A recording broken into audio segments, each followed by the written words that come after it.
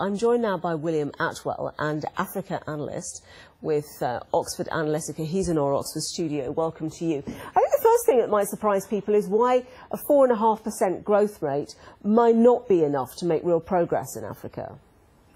Sure. Well, no, that's absolutely the case. I mean, of course, growth is necessary for creating the resources for addressing poverty, but of course that's only if there are social programs in place to channel those resources into.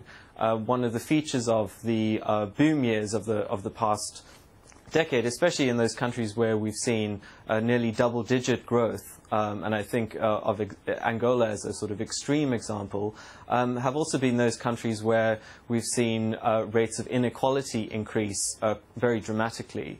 And in some of these countries, we are now seeing a rise in social protests and general dissatisfaction at the status quo. Now, why is it that, as the US would say, an incoming tide lifts does not lift all boats, that in fact some people are left behind? How does that happen?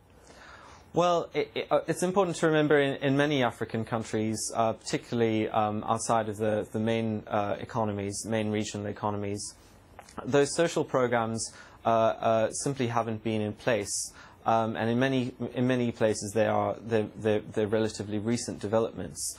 You know, where you might say that a rising tide lifts all boats, you know, it really depends on whether those programs are in place in the first place. Okay.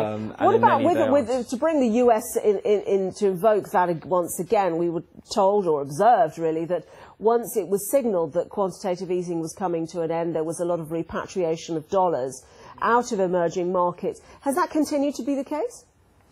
Yeah, well, I think a fundamental challenge that many African states are going to face is if we do see a context of monetary policy tightening.